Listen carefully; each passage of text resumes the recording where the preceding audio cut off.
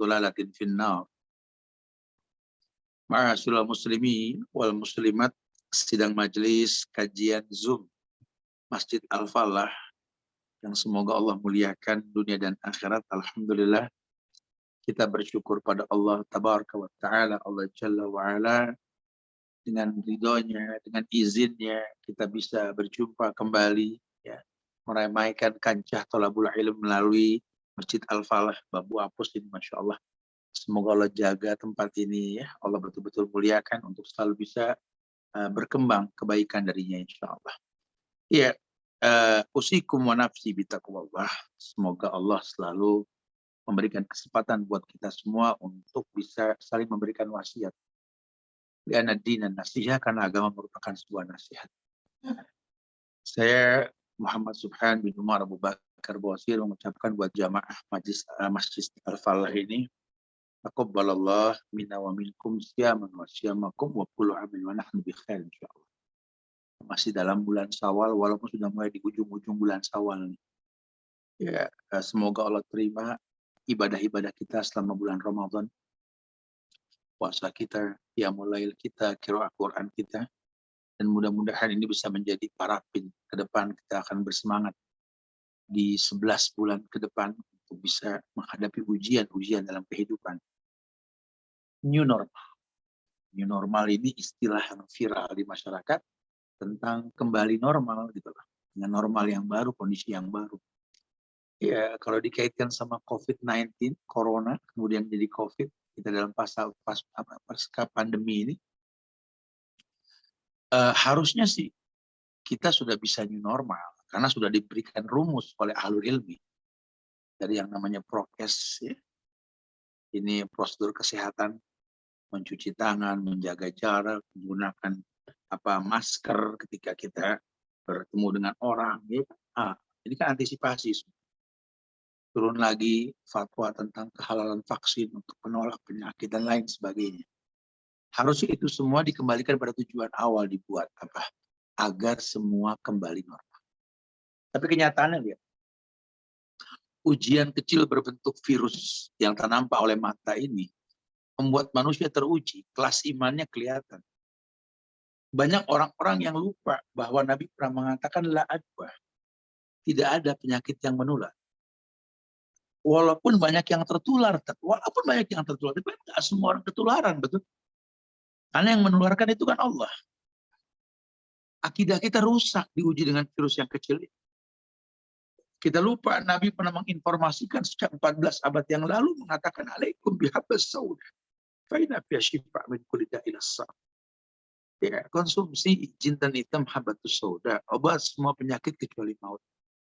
Harusnya paham ini, bukan tidak.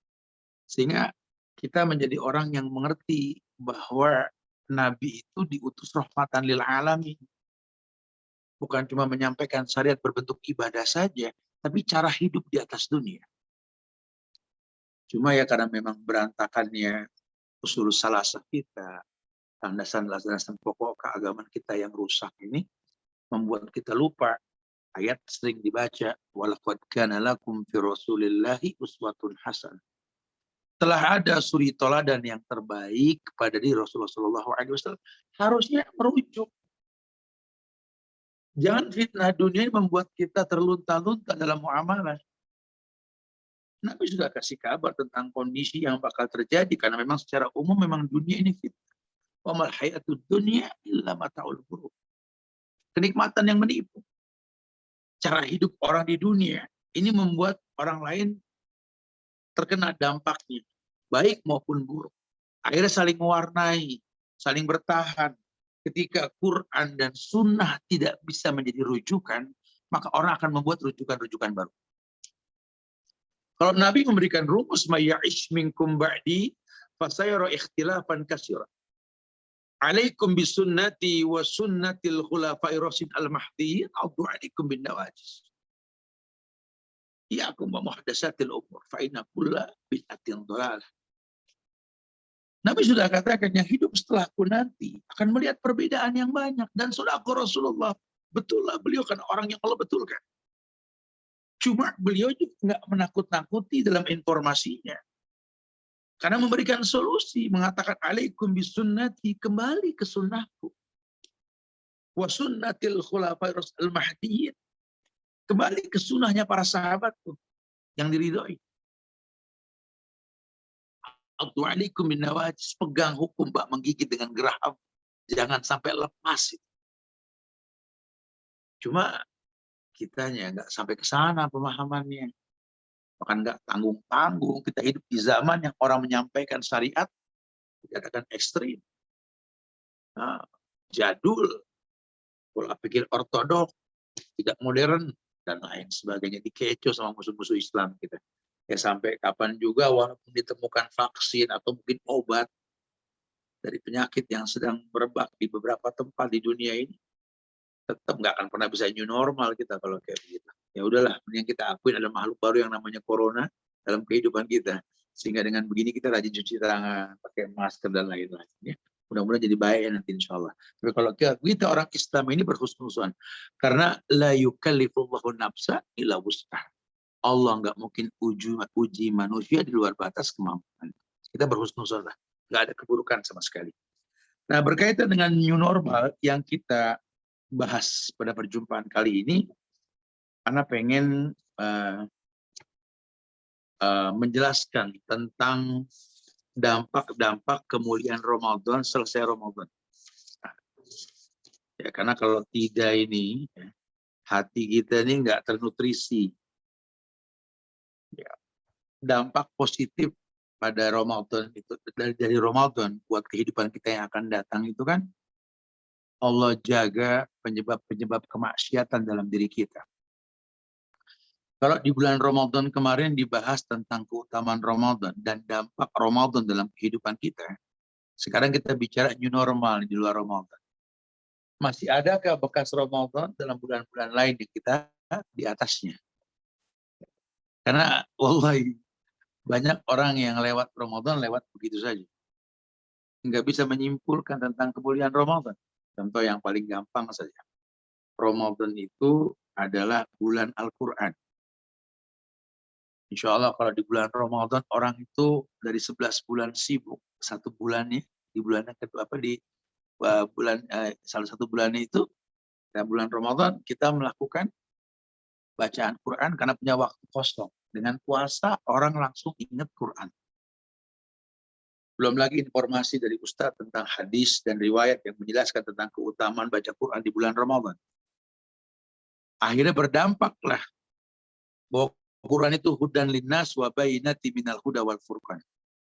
Menjadi petunjuk buat manusia, pembeda antara yang hak dan yang batil.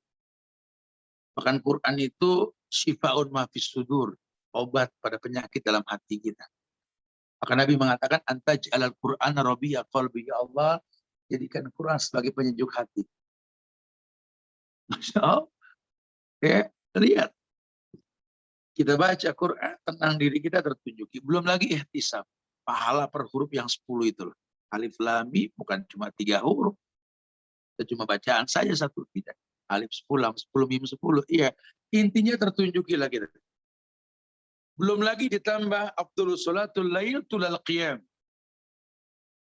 Sholat malam yang paling afdal, yang paling lama berdirinya, betul? Lihat. Ya berdampak lah, intinya berdampak lah. Tidak ada keburukannya sama sekali. Merasakan bahwa Allah menginginkan kemuliaan. Termuliakan manusia, termuliakan manusia. Masya Allah, dengan Quran. Kemarin bulan Ramadan, bulan orang merasakan nikmatnya puasa. Ya, orang miskin pun merasa bahagia dengan puasa. Karena janji yang Nabi kabarkan, ya, bahwa liso'im farhatani yafrohumah, buat orang yang berpuasa itu merasakan dua kebahagiaan. Faria ida after wa faria ida laki arobah. Bahagia ketika menjelang berbuka, bahagia ketika berjumpa dengan lihat. Masya Allah. Yang nggak ada orang miskin di bulan Ramadan, nggak ada. Kan harusnya kita tahu, kalau kita nahan lapar bukan karena puasa, nggak tahu makan apa besok. Tapi kalau kita berpuasa, Allah jamin berbuka buat orang yang puasa. Ya nggak usah puasa yang dibuat-buat lah. Ayamul bid aja 3 hari tiap bulan. Atau Senin Kamis 8 hari dalam sebulan. Atau puasa Daud. Atau puasa-puasa sunnah yang disyariatkan. Coba. hidup minimalis, nggak banyak pengeluaran, orang bahagia dengan puasa. Kenapa di luar Ramadan kita nggak lakukan? Lewat begitu saja. Beda, Ustaz? Enggak. Kalau caranya betul, bagaimana caranya? Allah panggil, ya ayyuhalladzina amanu, kayak orang yang beriman. Kutiba alaikumusiyam, diwajibkan puasa atas kalian. Ternyata efek puasa itu diberikan kepada orang yang beriman, bukan sekedar orang yang puasa. Walaupun keumuman ayat mengatakan bahwa antasumu khairun lakum. Puasa itu baik buat kalian. Atau orang yang mau diet boleh puasa, orang yang mau operasi boleh puasa, ngurangin makan boleh. Puasa baik, istirahat organ tubuh. Tapi kalau ditambah iman yang kita miliki, Allah mengatakan la'allakum tattaqun. Dengan puasa, landasan iman itu membuat kalian bertakwa. Orang kalau sudah bertakwa, Allah sudah sebutkan keuntungan orang yang bertakwa. Yaj'allahu makhrajan. Hidup yang dikatakan masalah ini memiliki solusi. Kemudahan bakal datang dengan dampak dari ibadah yang kita lakukan. Jangan cuma sekedar meminta tanpa membuat sabab. Silakan minta solusi, cuma bikin sababnya dengan puasa, dengan ibadah yang dibaguskan. Kalau cuma sekedar berdoa, ya cuma sekedar panjatan keinginan, bukan kebutuhan. Tapi kalau doa dibarengi dengan aktivitas berkaitan dengan yang didoakan, itu namanya kebutuhan. Anda kerja, berangkat pagi, pulang sore, ya sambil berdoa, itu Anda butuh punya hasil. Kalau cuma sekedar berangkat pagi, pulang sore, tapi nggak pernah berdoa, ini binatang. Dipakai buat kerja menghasilkan sesuatu, kayak sapi dipakai buat membajak sawah. Onta, keledai, kuda dipakai buat menggiling gandum di negeri A. Dia nggak tahu yang dia itu cuma kerja. Tapi kalau iman landasannya beda. Doa dipanjatkan, oh terasa sekali. Ada barter jual beli sama Allah di situ. Sehingga ketika dia memiliki sesuatu, dia akan berkata, hadza min fadli rabbi. Ini semua titipan Allah. Kenapa Allah titipkan sama saya? Karena saya mau bekerja. Hidup nggak cari gratisan. Hidup ada usaha. Nggak ada makan malam gratis. Nggak ada. Kau dititipkan rezeki oleh Allah, karena Allah pengen kamu tenang dalam beribadah. Tujuan kau diciptakan apa? Ya ini, wa ma khalaqtul jinna wal insa illa liya'budun. Tidaklah aku ciptakan jin dan manusia kecuali untuk beribadah. Dimudahkan rezeki untukmu agar bisa beribadah. Kalau ulama-ulama kan begitu, negeri Arab gitu. Kalau perlu cek kosong, suruh isi sendiri gajinya imam. Kenapa? Biar bisa fokus ibadah. Dijamin mereka bukan. Dan mereka juga bukan orang yang haus dengan dunia. Yang dia terus cuma kebutuhan saja. Bukan keinginan. Kalau bicara keinginan, kita manusia. Ma malabna adamu ya'an sarun min batni. Perut kita yang nggak pernah kenyang. Yasbibni adan luqaimat yatman biyasud. Kalau pengen makan cukupi dengan segenggam dua genggam lah yang mengenyangkan perut. Kalau seandainya tidak cukup lah mahal. Mengingat perut dibagi tiga. Sulusun li ta'ami, sulusun li sarabi, wa sulusun li nafasi. Sepertiga kau pakai buat makanan, sepertiga kau pakai buat air, sepertiga buat udara. Jangan gara-gara makanan air nggak bisa masuk, jangan gara-gara air dan makanan kita nggak bisa napas. Pun sebaliknya, banyak napas nggak ada yang masuk, masuk angin kita. Betul? Harus tahu. Allah cukupi. Asal tawakal. Ya keduhi maksud matarubitonan. Burung saja dikasih rizki kok nggak bisa kerja kayak kita. Allah jamin, Allahu khaliqu kulla syai' wa huwa ala kulli syai'in wakil. Allah yang mencipta, Allah yang mencukupi. Iya, Masya Allah. Puasa. Ramadan betul-betul dimuliakan dengan aktivitas, dengan ihtisab. Nah, kalau kita mencari pembanding nilai pahala Ramadan di bulan lain nggak ketemu. 7 sampai 700 kali lipat. Bulan lain mana ada? Nggak ada. Pelengkapnya ada. 30 hari ditambah 6 hari. Orang bilang kan 36. Kalau bahasa kita 360. Kenapa? Karena kasau bidahar. 6 hari itu kayak puasa dahar. Kayak puasa setahun. Iya. Masya Allah. Subhanallah. Di Ramadan kita latihan dampak-dampak ibadah. Man shoma Ramadan dan imanan wa ihtisaban ghufira lahu ma taqaddama min dzambi. Orang yang berpuasa di bulan Ramadan, iman dikedepankan dan ihtisab, menghitung pahala yang ditawarkan. Ghufira lahu ma taqaddama min dzambi. Allah akan hapuskan dosanya di masa lalu. Kalau kita rasakan nikmatnya berikhtisab dengan semua ibadah-ibadah yang disyariatkan. Nah, kalau sudah di luar Ramadan, jangan bicara nilai. Nggak akan pernah ada bisa membandingkan nilai besar di bulan Ramadan. Terus gimana, Ustaz? Rasakan efek ibadah. Praktikan di luar Ramadan. Iya. Kalau Ramadan sih setan dikejin, dibelenggu. Kayak kita ini bermaksiatnya susah. Berbuat baik gampang. Di luar Ramadan kan setan dilepas semua, betul? Nggak punya mau kalau udah di luar Ramadan, kuatkan diri kita dengan akidah yang betul. Karena ya ja'alahum makhrajan itu buat orang yang bertakwa. Kenapa dia bertakwa? Karena merutinkan ibadah. Ya ayuhan nasu ubudu rabbakum alladhi khalaqakum walladzina min qablikum la'allakum tattaqun. Ubudu rabbakum alladhi khalaqakum, sembah Rabb yang menciptakan kalian dan orang sebelum kalian. La'allakum tattaqun, agar kalian bertakwa kepada Allah. Nah, kalau kalian sudah bertakwa, yaj'al lahum makhrajan wa yarzuqu min haitsu la yahtasib. Allah berikan solusi, Allah berikan jalan keluar. Masya Allah. Ya, ini harusnya seperti itu.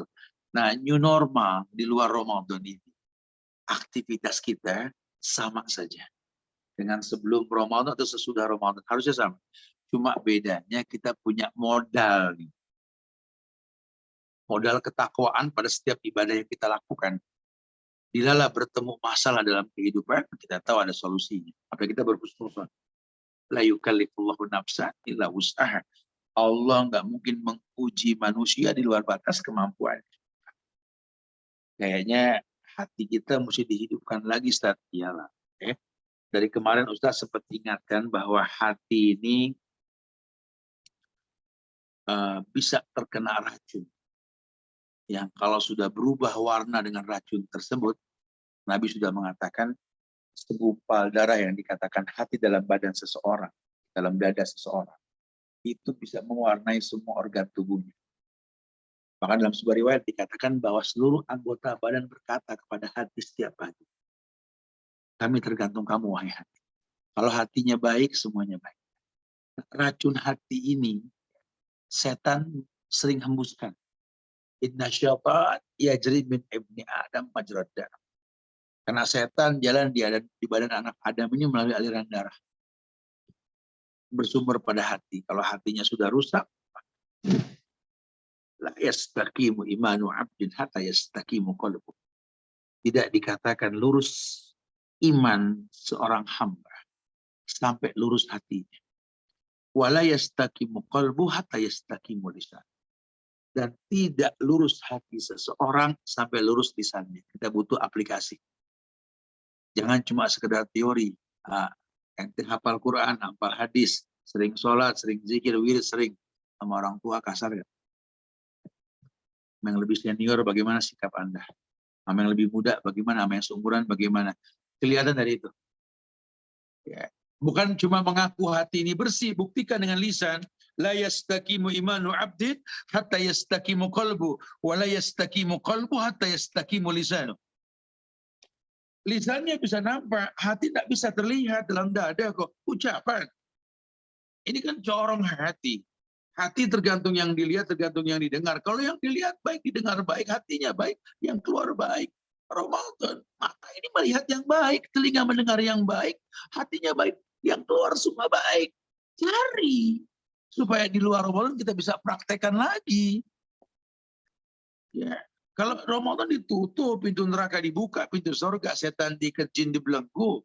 Orang yang biasa pakai baju kurang bahan, malu lewat. Sekarang semuanya kurang bahan lagi, betul? Godul basor, kalau sudah begitu kita yang punya disiplin, jaga pandangan. Nah, hati-hati. Saya sampaikan dari kemarin kita berputar di Bandung ini, ya. Ini melalui kajian online dengan Masjid Al-Falah ini, dari Dago Pakar ini, saya ingatkan bahwa ada 4 racun hati yang bisa mengganggu kenormalan aktivitas kita. Yang pertama, banyak bicara. Terus kita nggak boleh ngomong, suka begitu sih, yang nyuruh ente nggak ngomong siapa? Ngomong emang, paket mulut ada bibir, gigi, lidah, ada amandel, ya, ada pita suara, ini kan paket. Ini bisa ngeluarin suara, nggak tahu dari mana Allah yang ngatur udah. Cuma Islam mengatakan la tuksirul kalam bi ghairi zikrillah. Inna kasratal kalam bi ghairi zikrillah qaswatun lil qalbi wa inna abadan nas innallaha al-qalbul qasih.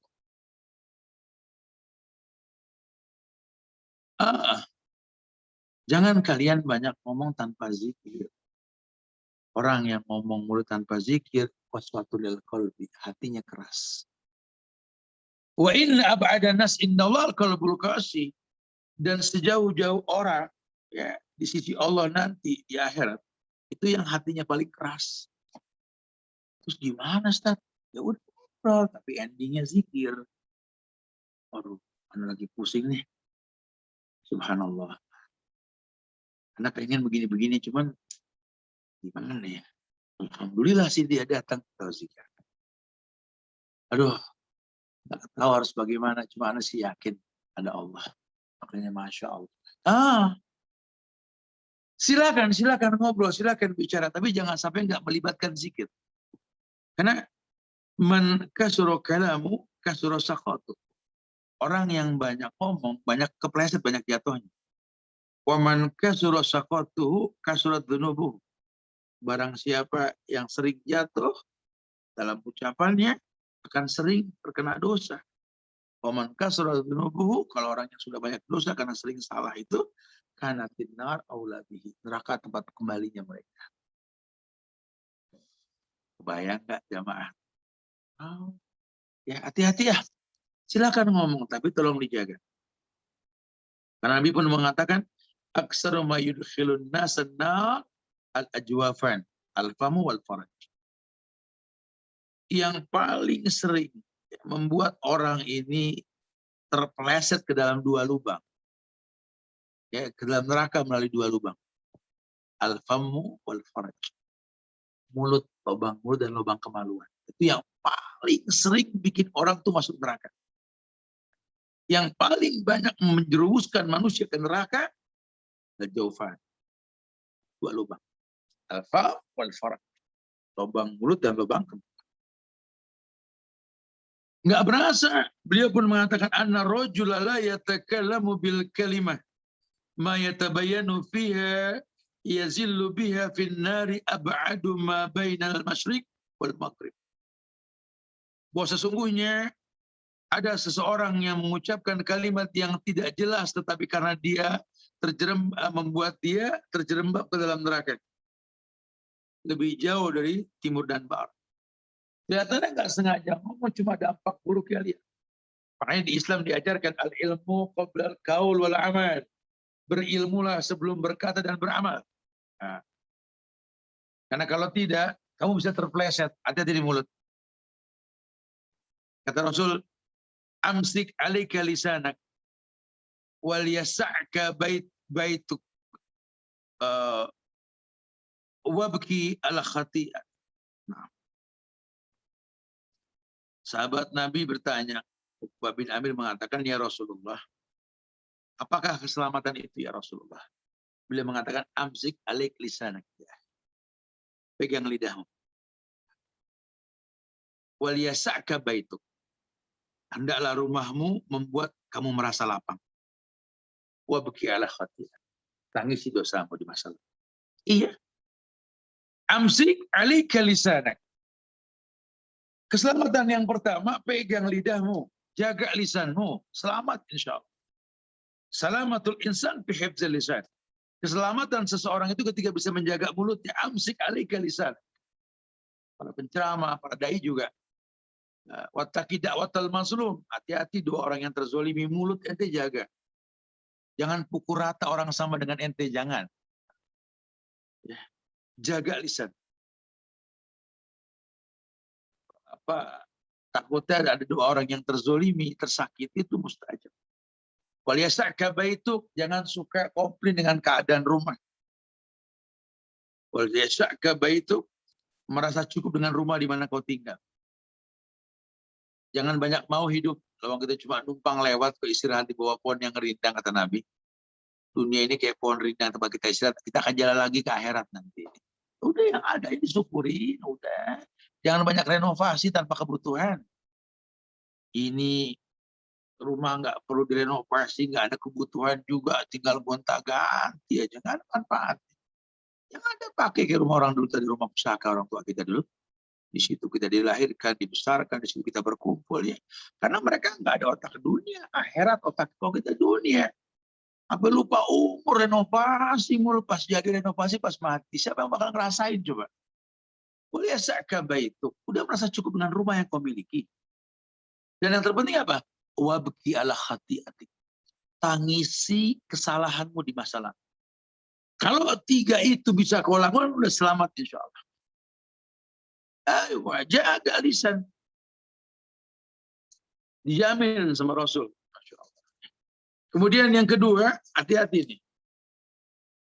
Ya, dengan banyak makan, kita habis istirahat selama Ramadan. Sekarang sudah selesai Ramadan, masuk bulan Syawal dan bulan lainnya ini. Tolong hati-hati, pahami.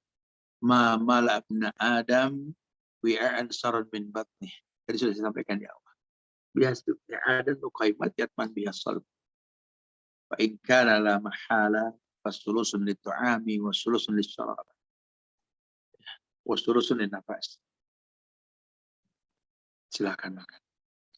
Tapi makan untuk hidup, bukan hidup untuk makan. Seperlunya. Anda nggak makan lemes, Anda manusia butuh rangsuman makanan ke badan. Tuqaimat. Karena biasa sekedar sajalah. Jangan terbebani dengan rasa. Tapi kalau memang nggak cukup, Anda yang tahu. Jangan dipaksakan orang ukurannya sama. Nggak, semua orang beda-beda. Tapi ingatkan, perutmu itu dibagi 3. Sepertiga buat makanan, ya, sepertiga buat air, sepertiga buat. Kamu yang tahu lah. Kalau memang kamu cukup makan sepiring-sepiring, nggak cukup boleh nambah. Tapi jangan sampai habis makan nggak bisa minum kekenyangan. Atau habis makan, habis minum nggak bisa napas, jangan. Dibagi 3. Dan ingat, makan untuk hidup, bukan hidup untuk makan. Iya, kan Ramadan diajarkan. Kita sahur cukup dengan kurma, kata Rasul. Tasyahru wala bitama, afdulu tu'am inda sahur. Kata kita apa? Inna Allah wa malaikatu yusalluna ala tasyahirin. Allah dan para malaikat bersalawat sama orang yang sahur. Buat kita yang biasa beraktivitas pagi di bulan Ramadan, sahur kuncinya. Nggak ngantuk, nggak lemes, jangan banyak-banyak makan. Gitu. Sekedar saja. Tujuannya apa? Ya, biasa menegakkan tulang ekor. Dan baru diketahui sekarang, oh iya ternyata betul Ustaz. Itu dalam satu butir kurma itu mengandung gizi sepiring nasi dengan lauk yang cukup. Nunggu orang pegal dulu baru percaya, si Labi yang ngomong kita nggak ada yang mati nggak sarapan pagi, nggak ada yang mati nggak makan siang. Kenapa makan sarapan pagi ditarik sahur, makan siang ditarik sore nanti, betul? Istirahat organ tubuh kita, nikmat. Selesai Ramadan, tolong jangan lagi berulang new normalnya kembali kepada masa lalu yang buruk. Rutinkan itu aktivitas, nggak banyak pengeluaran kita. Senangnya istri masak, senangnya orang rumah masak. Selesai Ramadan, tolong masak lagi, jangan online. Ini, habis Ramadan online. Ya kalau online kan gimana yang ada di gambar. Semuanya enak, namanya foto diedit, semuanya bagus. Akhirnya beli juga, masak juga, kebuang juga, semuanya kena. Mubazir temannya syaitan. Terjadi. New normal, praktikkan kenikmatan puasa harusnya. Di mana fitrahnya para wanita ini masak di rumah, laki yang belanja. Cukupi rumah tangga kita dengan kebutuhan yang memang dibutuhkan. Masya Allah. Hati-hati nih. Kemudian yang keempat, bergaul. Silahkan kita bergaul. Kita nggak bisa nggak bermuamalah. Kita manusia yang butuh pertemanan, persahabatan. Tapi jangan berlebihan. Karena macam ragam lah orang yang bergaul. Ada yang bergaul seperti orang yang mengkonsumsi makanan bergizi. Butuh, manfaatnya juga jelas. Cari teman yang kayak begitu. Kita butuh dia kasih manfaat buat kita. Atau jangan-jangan kita juga boleh mencari teman seperti orang yang minum obat saat sakit. Kita butuh teman yang baik. Cuman kan nggak bisa tiap hari kita minum obat, betul? Sama guru boleh, kalau kedekatan nanti lain cerita. Jangan ustadz dijadikan ajang bisnis. Ya tempat ditanya ilmu, bukan diajak bisnis. Ini banyak orang sekarang ini kenal ustadz diajak bisnis. Ya ustadz juga manusia, nggak ngerti cara bisnis. Akhirnya keburukan yang mereka lakukan hilang izah. Hilang izah. Ya, karena mungkin kita lihat dia salah, merugikan kita. Udah ilmu nggak bermanfaat, fokusnya di bisnis. Terjadi. Letakkan pergaulan dengan guru-guru kita, ya sebatas guru dengan murid. Jangan dibuat lebih, jangan. Ya, para wanita yang senang melihat ustadz juga jangan ngayal punya suami jadi ustadz, nggak bakal kuat juga karena nikah dengan yang sekufu. Kalau cuma model hijrah pengen dapat ustadz ya nggak bisa. Setor apalan, agamanya harus jelas, masuk madrasah buat anak-anak. Kalau nggak kuat jangan dipaksa, jangan ngayal dapat ustadz. Belum tentu. Makanya nikah dengan yang sekufu, yang selevel, yang sepaham, yang saling mengingatkan harusnya begitu. Bukan nggak boleh ya. Dibimbing sama orang yang berilmu, harus kuat mental buat menghadapi itu karena beda dunia sudah tidak sama. Atau kelompok yang memang bergaul dengan mereka berarti mengkonsumsi penyakit. Ada penyakit ganas yang memakan waktu yang cepat untuk rusak dan lama disembuhkan. Ada penyakit yang ringan. Kita yang tahu lah. Kalau bakal bergaul mendatangkan penyakit ngapain? Bergaul sama orang yang suka mabuk-mabukan, karena penyakit kita bakal terkena efek buruk. Mungkin nama baik kita hancur dan lain sebagainya.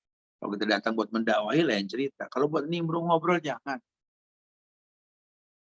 Bergaul dengan orang-orang yang mendatangkan keburukan jangan. Takutnya pencitraan.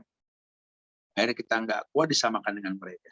Tuh kelompok yang bergaul dengan mereka kebinasaan total. Terjerumus dalam keburukan. Jangan. Darul mafasid muqaddam ala jalbil masoleh yang dikedepankan. Cegah keburukan yang terjadi. Kalau bakal berbahaya, kita tahu ini bahaya, jangan dideketin. Hati-hati sama pergaulan. Padahal kita butuh bergaul. Almaru ala dini khalil. Orang tergantung agama teman. Cuma yang terjadi, lihat. Banyak orang yang malah terwarnai dalam pergaulan. Agamanya kan agamanya mewarnai, bukan diwarnai. Dirinya mewarnai, bukan diwarnai. Bergaul dengan siapa saja boleh. Bermuamalah itu syariat kok. Kata orang kafir kita boleh bermuamalah. Cuma kita yang atur mereka, bukan diatur sama mereka. Ya kalau sampai bergaul sama orang kafir, kita diatur sama mereka ya nasib. Islamu ya'lu wa la yu'la. Islam itu kan di atas, nggak ada yang mengalahkan ketinggiannya. Jangan ikut yang non-muslim. Non-muslim ikut orang Islam. Lawang yang ngerti cara mandi, cara wudhu, cara bersuci kan orang Islam. Orang kafir nggak ngerti, betul? Cara berpenampilan kan Quran yang mengajarkan. Mereka mana ada diajarkan dalam kitab mereka. Oleh Nabi mereka nggak ada. Kita ini dicontoh bukan mencontoh gitu loh. Cuma kalau iman masih berantakan, justru kita ini mencontoh bukan dicontoh. Ini yang dikatakan diwarnai, bukan mewarnai. Akhirnya rusak. Hati itu racun hati. Banyak memandang juga sama. An-nazru sahmun masmumun min sihami iblis. Faman ghadda basarahu lillah awrasahu halawatan yajidha fi qalbi ila yaumi yalqa. Lihat ini, mata ini sambaran busur panah iblis. Barang siapa bisa menjaga pandangannya lillah untuk Allah, Allah akan berikan warisan halawatan, kenikmatan dalam beribadah. Yajid fi qalbihi ila yaumi yalqa. Dan kenikmatan itu bisa dirasa sejak dia berjumpa dengan Allah. Hatinya terjaga karena matanya terjaga. Al-ulala walaysa lakasan. Yang pertama itu nikmat, yang kedua tergantung niat. Karena kita nggak bisa menghindari pandangan, ya, yang bisa menghindarinya Allah. Caranya bagaimana? Ya, hiasi yang wajib dengan yang sunnah. Mata kita terjaga. La yazalu abdi yataqarrabu ilayya bin nawafil hatta uhibbah. Tidaklah seorang hamba menghiasi yang wajib dengan yang sunnah sampai aku jatuh cinta. Lau kuntu ahbabtu, kalau aku sudah jatuh cinta, untuk sam'ahul ladzi yasma'u bih, wa basarahul ladzi yubsiru bih, wa yadahu ladzi yubtisu biha, wa rijlahu ladzi yamsi biha, wa idza sa'alani lahutiyanahu, wa idza sta'adzani lahutiyanahu. Tidaklah seorang hamba menghiasi yang wajib dengan yang sunnah sampai aku jatuh cinta. Kalau aku sudah jatuh cinta, kata Allah, akan kujaga tempat-tempat maksiat yang akan masuk ke badan dia. kujaga telinga yang dengannya dia mendengar, kujaga mata yang dengannya dia melihat, kujaga tangan yang dengannya dia menyentuh, kujaga kaki yang dengannya dia melangkah. Kalaupun dia minta sesuatu kan kuberi. Dia minta perlindungan kan kulindungi kata Allah. Ini kan pencegah. Makanya tolong. Kalau sudah tahu begitu, penyebab-penyebab keburukan dihindari. Ya, melalui Masjid Al-Falah ini kita berharap sekali ya, kita memiliki protektor diri lah, untuk jadi lebih baik. Ambil nutrisi-nutrisi yang menghidupkan hati yang kita dapatkan di bulan Ramadan. Mumpung lagi new normal ini. Sekarang kalau Ramadan sudah kita maksimal berbuat baik, lah ke depannya kita nggak bisa berbuat baik ya rugi. Nah, yang bisa menjamin kita ketemu Ramadan lagi siapa emang? Nggak. Lantar jial ayyamul lati madat, tidak kembali hari yang telah lampau. Lantar jial ayyamul lati madat, enggak kembali hari yang telah lampau. Tidak kembali. Yang bilang siapa? Ulama. Hari itu enggak kembali. Bahkan dikatakan baidatul yaum khairun min dajajatil ghad. Telur di tanganmu pada hari ini itu lebih berharga ketimbang ayam esok hari. Karena yang nggak ada yang ngejamin besok kita bisa makan ayam. Kali tembuk itu telur nggak bisa ditetesin, gagal betul. Karena memang telur rezeki kamu, ya nikmati ceplok telur. Jangan makan telur ngayal makan sate, ngapain? Nyeksa diri. Suruh banyak ingat Allah, zikrullah. Itu nutrisi. Jadikan ibadah-ibadah kita itu zikrullah. Ala bidzikrillahi tatmainul qulub. Dengan mengingat Allah hati tenang. Orang kalau sudah hatinya tenang, irji'i ila rabbiki radiyatan mardiyah. Kembali ke Rabb kalian dalam kondisi ridho dan ridho. Tenang, masya Allah, zikrullah, zikir sama. Itu obat, segala obat zikir itu. Terserah kita mau berzikir dengan menyebut nama Allah, dengan sifat-sifatnya, asmaul husnanya, atau menyebut nikmat yang Allah berikan kepada kita. Wabi ni'mati rabbika fahadis. Atau dengan mendalami syariat, perintah dan larangan. Ingat anugerah dan kebaikan yang diberikan kesempatan buat kita untuk selalu bisa berbuat baik. Dan yang paling afdal ya baca Quran. Ya ayuhan nas qad ja'atkum mau'izatun min rabbikum wa shifaa'un lima fis sudur. Hai manusia, telah datang kepada kalian satu pelajaran dari Rabb kalian dan obat bagi apa-apa yang ada dalam dada kalian. Ini Quran surat Yunus ayat 57. Al-Isra ayat 80 Allah mengatakan wa tunazzilu minal Qur'ani ma huwa shifaa'un wa rahmatun lil mu'minin. Dan kami turunkan Quran yang merupakan obat penawar dan rahmat bagi orang-orang yang beriman. Betul. Dan penyakit hati itu pada dasarnya bersumber dari dua hal. Syubhat dan syahwat. Makanya syubhat itu dihindari walaupun sifatnya halal. Kalau ulama nggak mau menyentuh yang syubhat. Nggak jelas. Ini di meja makan rumah saya ada ayam goreng. Hukum asal ayam halal. Yang penting disembelih walaupun kita nggak tahu siapa yang nyembelih. Cuma kan di rumah saya. Boleh saya makan, boleh. Cuma syubhat kita nggak tahu punya siapa. Sabar sampai orang datang tanya lebih baik. Syubhat kayak begitu. Syubhat membuat kita pinter. Kita nggak tahu siapa yang motong, ini sapi, ini kamu. Ya, jangan dimakan. Apa jelas siapa yang motong itu lebih baik. Kalau nggak tahu juga gimana kita yang motong, kita belajar motong. Diajarkan sama Nabi. Syubhat itu masya Allah. Nah kalau syahwat ini kan hawa nafsu. Nah, Quran itu obat keduanya. Dengan Quran tertunjuki kita nggak terjebak dalam syubhat. Dengan Quran kita tahu ini syahwat harus dihindari. Nafsul lawwam, nafsu yang buruk ini mesti kita cegah. Masya Allah. Bahkan dikatakan man sarrahu ayyujiballah wa rasulahu falyaqra fil mushaf. Kata Nabi SAW, barang siapa ingin agar dirinya mencintai Allah dan Rasulnya, hendaklah membaca mushaf Al-Quran. Emang orang kalau sudah baca, kemudian mendengarkan maknanya, menerjemahkannya, Aku makin cinta sama Quran. Ya, di surat Al-Ra'd ayat 28, ala bidzikrillahi tatma'innul qulub. Karena dengan mengingat Allah, baca Quran tuh hati tenang. Itu petisi yang pertama. Kemudian lihat ending Ramadan, Allahumma innaka afuwun tuhibbul afwa fa'fu anni, suruh banyak beristighfar. Astaghfirullah innallaha ghafurur rahim. Baqarah ayat 199. Astaghfirullah, dan mintalah maghfirah, ampunan kepada Allah. Innallaha ghafurur rahim, karena sesungguhnya Allah itu Maha Pengampun lagi Maha Penyayang. Wal mustaghfirina bil ashar, dan orang-orang yang selalu beristighfar pada waktu sahur di penghujung malam.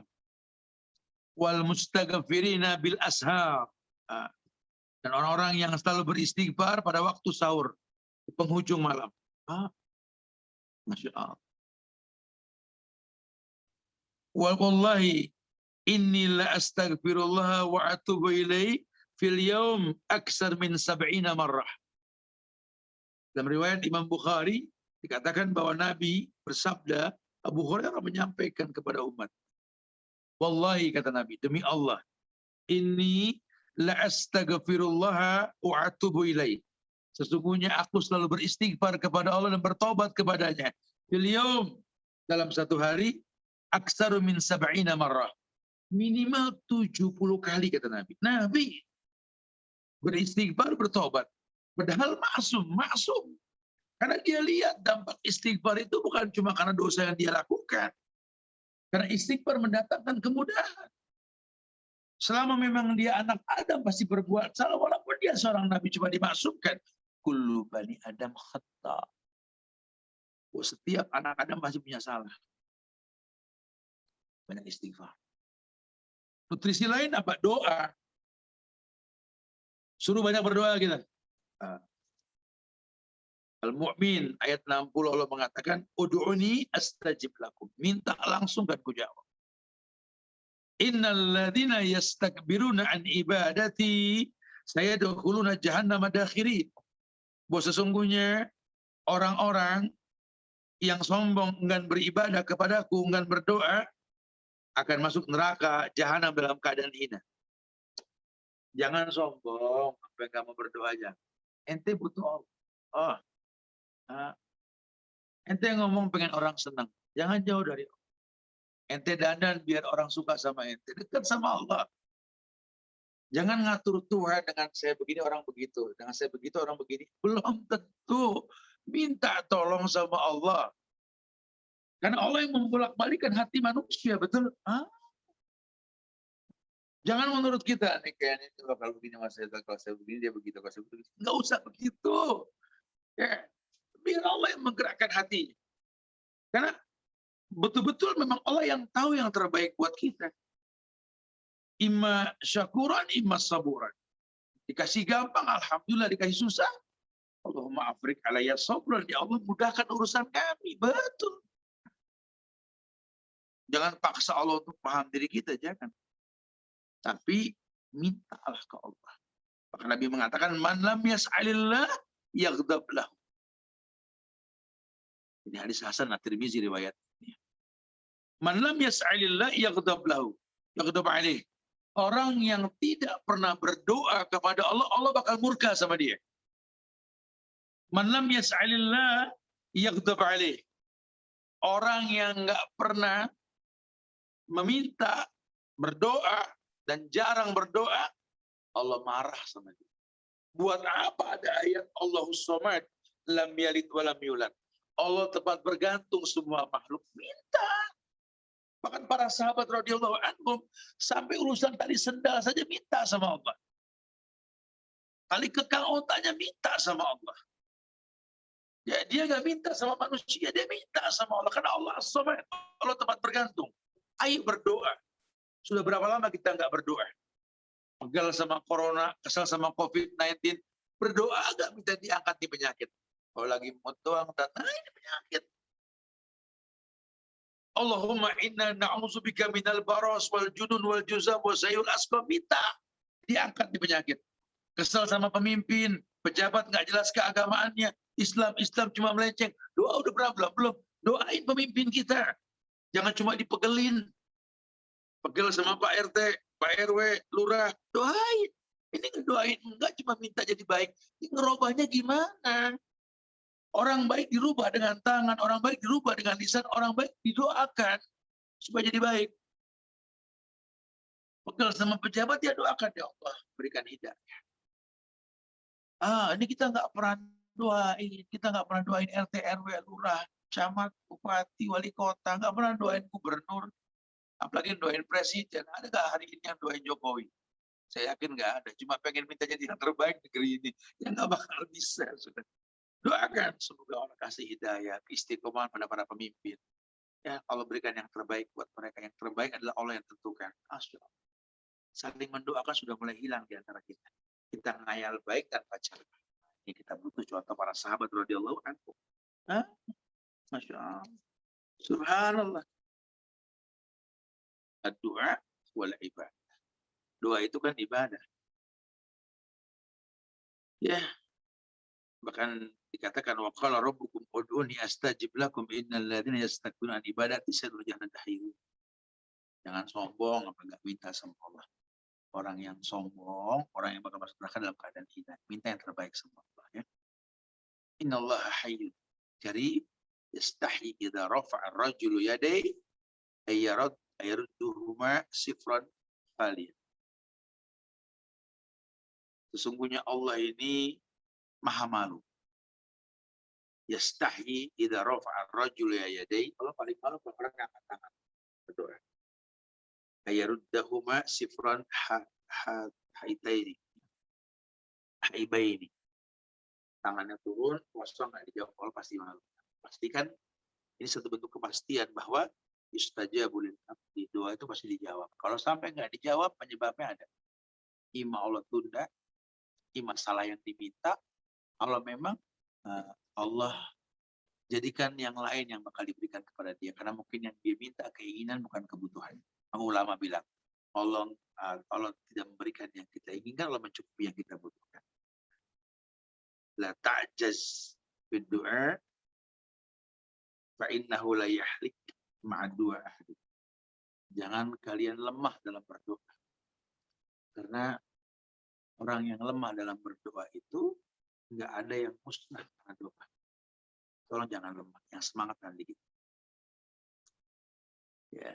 Sementara yang dia minta itu bukan dosa, silaturahmi atau istijab, kalau akan jawab insyaallah ya.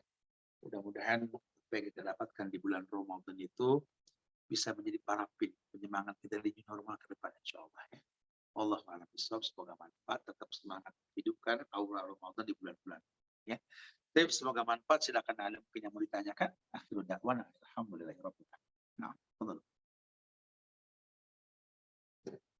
Baik, alhamdulillah kalau Ustadz, saya meneruskan Pak Buana, ternyata Pak Buana ada sedikit acara.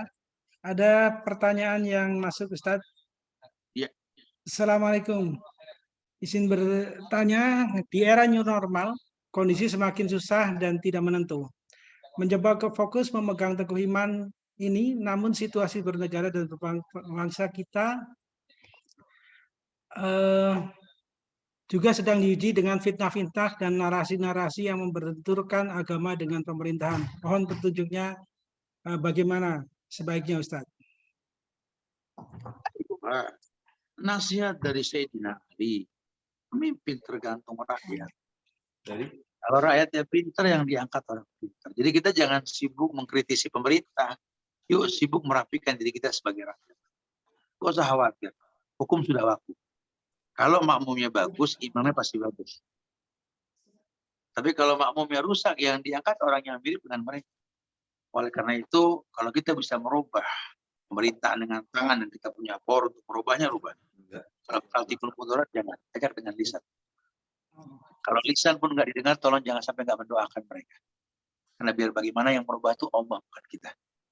Khawatirnya kita salah sangka nih Pak. Jadi kita, kalau saya nggak marah-marah, nggak berubah. Kalau saya nggak begini, dia nggak begitu. Jangan begitu. Yang merubah itu Allah. Ya. Makanya caranya Islam ajarkan. Jangan anarkis, jangan menimbulkan mudarat. Karena syariat itu nggak mendatangkan keributan. Syariat nggak mendatangkan keanarkisan sama sekali. Allah. Baik. Ada pertanyaan berikutnya. Assalamualaikum Ustaz. Kalau orang senang berbicara tanpa berzikir, suka asal berbicara, tidak bermakna banyak, seperti itu harusnya bagaimana? Nah, ini Pak Heban, makanya kita nih sering diingetin nih, berilmu sebelum berkata dan beramal. Karena jujur loh, buat apa kita ketemu Ramadan menjaga lisan? Sekarang selesai Ramadan, kita nih bebas ngomong. Ya, sementara Nabi sudah katakan tadi, banyak orang masuk neraka itu karena dua lubang perut, lubang kemaluan kan. Dalam menyampaikan dakwah juga sama. Ada orang yang mungkin belum layak menerima cara kita bicara. Kitabnya sama, ayatnya, hadisnya sama. Cuma penangkapannya kan beda. Ada yang menerapkan jadi ekstrim, jadi menakutkan dan lain-lain. Karena Nabi pernah mengatakan, kalimun nas bima ya'rifu alaih. Ajak orang bicara sebatas pemahamannya. Ya, dan kitanya juga harus tahu level kita untuk menangkap ilmu. Jangan anak kecil dipaksa makan jagung, bukan haram nih jagung, belum kuat giginya Pak. Gitu loh ya. Ada waktu nanti, ada tahapan. Ini bayi harus makan sereal dulu, kasih tim, beras, nanti kacang garing pun dia bakal punya. Cuma butuh waktu. Kita nggak pernah mengatakan cabai itu haram. Cuma anak bayi jangan dikasih cabai, belum kuat perutnya. Gitu. Nah, dikemaslah bahasa. Nah, ini yang dikatakan berilmu sebelum berkata dan beramal. Makanya penting sekali untuk melanjutkan kajian-kajian kita ini walaupun pasca pandemi. Karena kita tahu Masjid Al-Falah, Masya Allah, semangat untuk membuat kajiannya terkenal di Jakarta ini. Nah, dengan kondisi seperti ini nggak berhenti. Islam fleksibel, mau offline oke, mau online oke. Karena semangat kita menuntut ilmu, terangkat derajat kita, insya Allah. Ya, memang mempertahankan lebih susah daripada merebut ya Ustaz ya. Sudah pasti, Pak. Sudah pasti. Pengen jadi juara, udah juara terus pongah ya, lupa diri gitu ya. Hijrah susah. Mempertahankan hijrah jauh lebih susah, Pak. Iya, betul. Apalagi meningkatkan ya.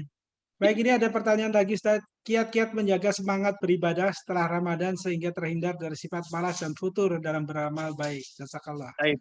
Tadi saya sudah sampaikan sepintas. Kalau kita mencari saingan pahala selepas Ramadan, nggak bakal ketemu Pak di bulan lain. Udah jangan pakai ihtisab di bulan lain. Karena alif lam mim sudah huruf satu pahalanya, nggak 10 lagi gitu loh. Tapi yang lebih kita fokuskan efek Quran yang kita baca, bukan nilai pahalanya saja. Quran mendatangkan ketenangan. Alhamdulillah, baca tetap pengen tenang. Jangan ngomong pahala lagi. Kayak orang awal-awal ibadah, di Islam kan ditawarkan tentang nilai pahala. Sedekah dilipat gandakan, nolak bala, diingetin. Tapi kalau sudah terbiasa, jangan ngomong itu lagi. Rasakan nikmatnya ibadah, karena kau hidup untuk ibadah. Gitu loh. Makanya, kalau kita sudah tahu tentang dampak-dampak positif ibadah, yang Allah katakan, kullu amal ibni adam lahu, kita wajibkan diri kita untuk selalu beragama dengan ilmu. Apa sih yang membuat kamu tetap mengaji? Kan pahalanya beda, bukan masalah pahala lagi. Ini hudan, ini petunjuk bro, gitu loh. Kalau saya nggak baca, saya nggak tertunjuki. Masya Allah, iya juga ya. Ngapain puasa lagi? Nggak puas kemarin sebulan, puas banget, bahkan kurang. Saya tambahkan 6 hari, hitungan matematik 30 tambah 6, 36. Kalau hitungan Islam 30 tambah 6, 360 hari, betul.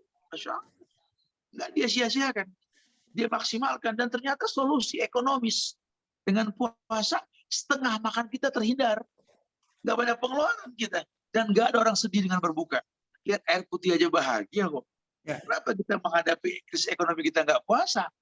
Kompak harusnya kita kalau sudah begitu.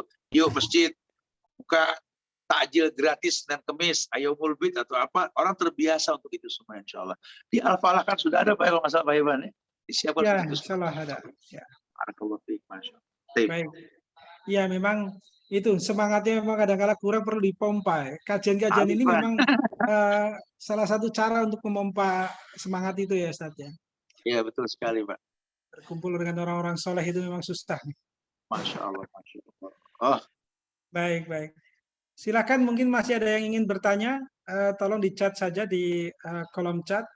Kami akan bacakan insya Allah. Rasanya udah kangen sekali untuk bisa kajian offline, Ustaz. Alhamdulillah.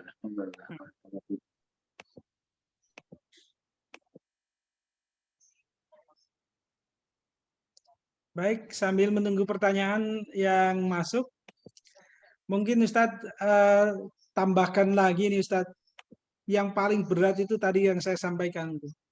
Mempertahankan itu yang benar-benar susah. Kalau Ya, di puasa tadarus itu kayaknya enteng gitu ya. Padahal waktunya juga sama 24 jam juga ya. iya. Eh, jadi kalau bahasa ulama tuh Pak Hebannya Ya. dicari sababnya gitu loh. Mhm. Kita punya buah-buahan dengan cara membeli atau menanam. Judulnya punya Pak. Tapi menanam memetik itu beda rasa dengan membeli Pak. Kita bisa belilah seikat rambutan dengan harga 20.000 misalkan. Tapi kalau kita tanam dari awal berbuah, lain rasanya Pak. Nah, Betul. kenapa? Karena memang kita merasa memiliki. Nah, merasa memiliki inilah yang mesti kita perjelas dalam keseharian kita. Bahwa kita ini orang Islam memiliki kewajiban, dan kewajiban itu merupakan protektor buat diri kita. Karena kullu amal ibni Adam lahu. Setiap ibadahnya anak Adam kembali pada si pelakunya kan. Nah, ketika kau tahu setiap ibadah yang kau lakukan berdampak positif pada dirimu, ya nggak akan pernah dia tinggalkan dengan sendirinya. Cuma kalau orang nggak tahu dampak ibadah, ada hal yang baru dia tinggalkan yang lama. Ini kan bahaya. Nah, Pak Haiban, kalau ria tergantung orang ngelihat kita. Ada yang lebih bahaya namanya ujub. Coba. Takjub dengan kebaikan sendiri itu paling bahaya, Pak. Karena nggak butuh orang lain ngelihat kita. Jadi kita sombong sendiri, merasa lebih pintar ketimbang orang lain. Padahal kita manusia, sepandai apapun kita tetap kita butuh ada yang mentalkinkan kita. La ilaha illallah nanti pada. Baik. Ya, itu yang Ustadz saya juga kadang-kadang berpikir ya. Godaan yang paling berat kan itu ria, kemudian ujub itu merasa Oh, paling kita sudah lebih ya. waduh, Dan bahaya. apa namanya istilahnya jadi kayak kantong bolong gitu ya. Kita ngumpulin di dalam satu kantong, tapi ternyata karena kantongnya itu bolong ya hilang semua ya. Lo semua, Pak. Iya. Barakallah. Nah itu yang tipnya apa namanya? Kalau sudah terlanjur kadang-kadang kan kita memberi, waduh, kalau nggak saya tolong kamu nggak bisa seperti ini. Padahal itu kan jadi menghilangkan pahala ya Ustaz. Kalau udah terlanjur itu, Otomatis. Uh-uh. kalau udah terlanjur gimana Ustaz? Istighfar. Itu yang terjadi, Tapi Pak. kita nggak tahu gitu, nggak sadar gitu kan. Hmm, Kayak orang sukses, ya. ada sukses jadi pengikutnya Korun, ada sukses jadi pengikutnya Sulaiman, Pak. Mhm, Dua-duanya orang kaya ini, Pak. mhm. Tapi kalau Korun itu kan sukses mengatakan bahwa semua ini karena kepandaianku, karena semangat kerjaku. Tapi kalau kata Sulaiman lah, yang kumiliki hada min fadli Rabbi, titipan Allah. Lihat luani askur akfur. Aku dititipkan ujian. Bersyukur ke aku atau berbuat kufur ke aku. Kan yang bagus Sulaiman.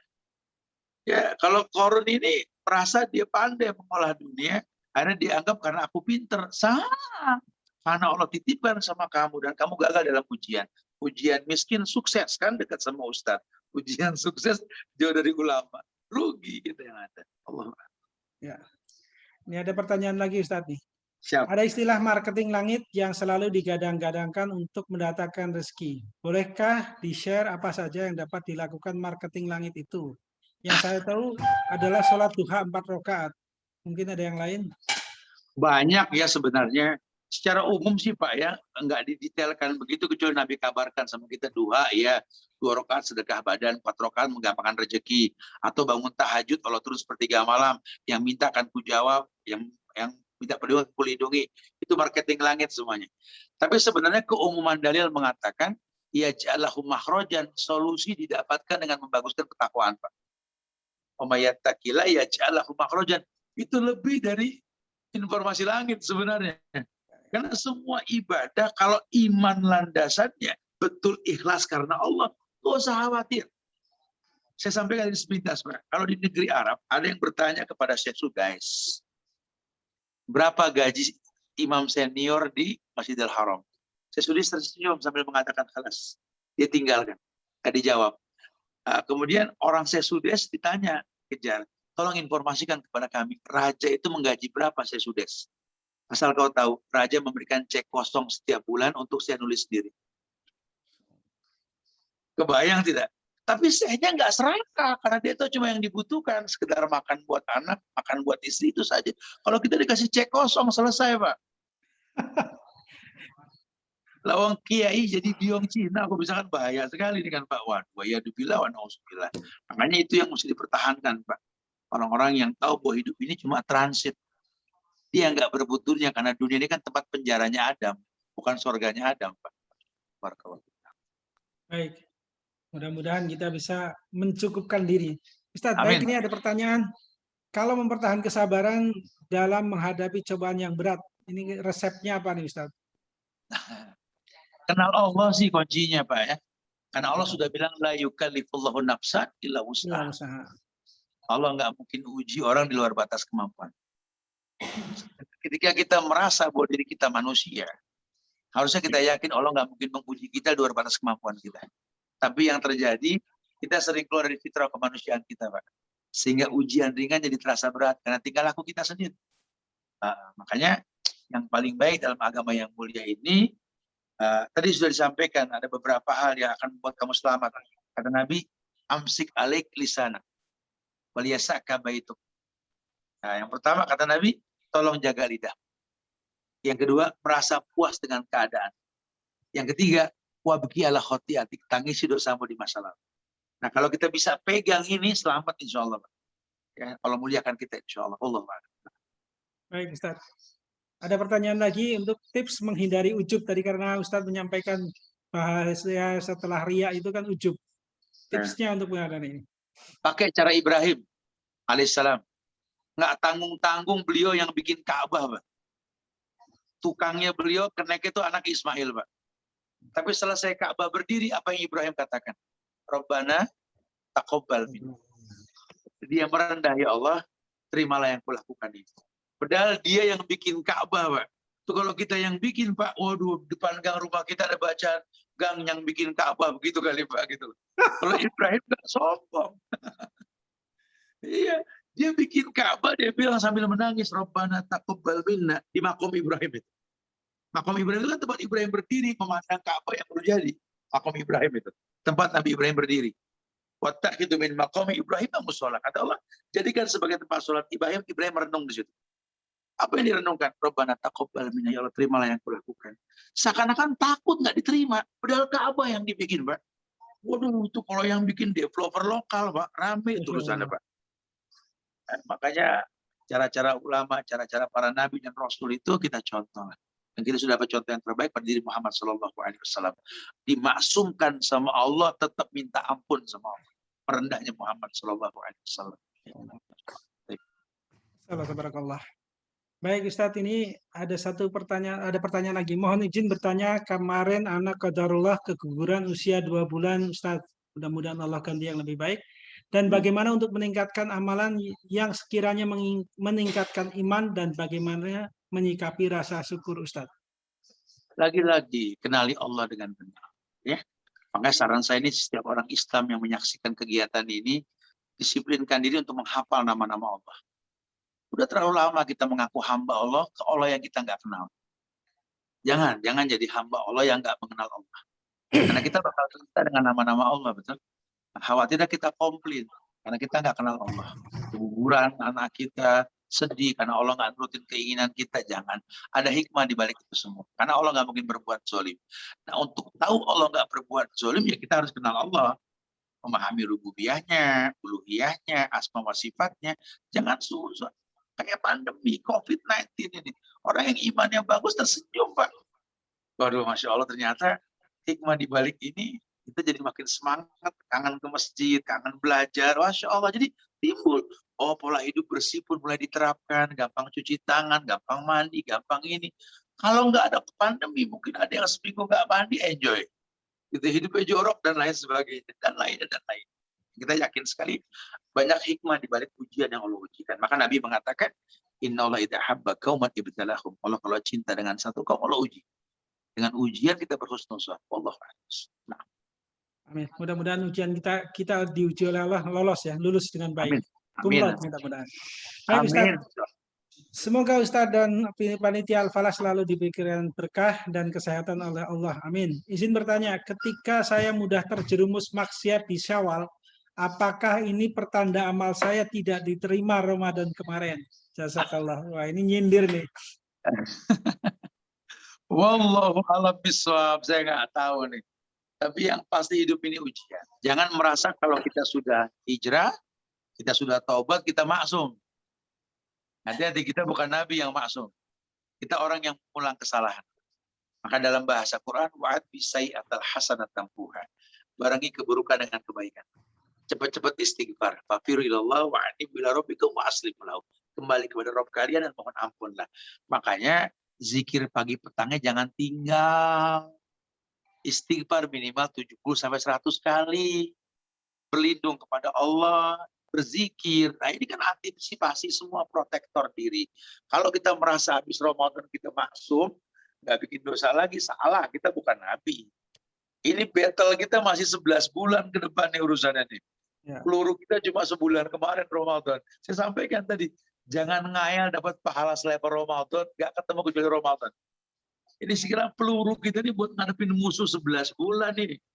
Ya, jadi jangan pahala lagi yang kita pikirkan. Efek ibadah. Ya, dengan sholat terproteksi diri kita. Ayo sholat di masjid dengan prokes yang ada. Lakukan.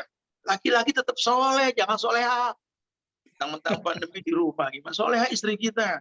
Kita lagi soleh di masjid. Jadi mau perang soleha ya nggak bisa. Aisyah aja nangis ketika perang sipil. Betul? Karena mimpin perang, karena dia soleha. Yang perang itu yang soleh, yang laki itu. Allah muliakan kita, insya Allah. Baik. Baik, Ustaz. Ini mudah-mudahan ini yang terakhir. Baik. Ustaz, sebetulnya apa sih penyakit ain itu? Apakah benar karena pandangan orang kepada kita? Bagaimana menghindarinya dan kita nggak bisa mengatur pandangan orang lain kepada kita? Baik. Ada istilah likulli maqamin maqamun wa likulli maqalin maqalun. Setiap tempat tuh ada cara. Setiap ucapan ada tempatnya gitu, Pak. Ain itu kan sambaran mata orang yang hasud. Istilahnya kalau kita mau dari kota pindah ke desa, jangan bangun rumah mirip dengan di kota, orang cemburu nanti. Hiduplah seperti orang kampung di sana. Cara berpakaian kita, berpenampilan kita, jangan mancing fitnah. Kalau memang sudah punya suami, jangan pajang foto di WA. Nanti ada orang yang hasud, ada orang yang ini. Tuh, anak kita juga sama. Anak kita baru hafal 1 juz, 2 juz. Jangan pakai diekspos di sosial media. Takut ada orang yang hasud. Biarkan anak itu tumbuh bak pohon yang sedang berbuah. Ketika masak nanti akan jatuh pada waktunya. Itu yang paling baik. Kenapa? Karena tidak ada yang melebihi kecepatan takdir, melainkan ain, sambaran mata yang tidak baik. Kemudian cara menyembuhkannya juga kata Nabi kan, minta bekas air wudhu orang yang punya ain. Ya repot, kita nggak tahu siapa yang hasad sama kita, betul? Yang paling baik menghindar. Ya jangan jadi penyebab orang berbuat salah. Karena orang bisa berbuat salah, bisa juga jadi penyebab orang berbuat salah. Ini yang dikhawatirkan, kita jadi penyebab orang berbuat salah karena menginspirasi orang berdosa ketika melihat kita. Semoga Allah jaga dari kita semua, insya Allah ya. Allah minta maaf pada kekurangan, insya Allah Pak Haiban ya. Usikum wa nafsi bitaqwallah. Saya kembalikan pada Bapak, semoga manfaat insya Allah. Kami lanjutkan safar kami nih Pak ya. Assalamualaikum warahmatullahi wabarakatuh. Salam. Fi amanillah Ustaz. Salam buat teman-teman. Dan mudah-mudahan kita bisa bertemu kembali. Insya Allah nanti bulan depan kita jadwalkan kembali Ustaz Subhan.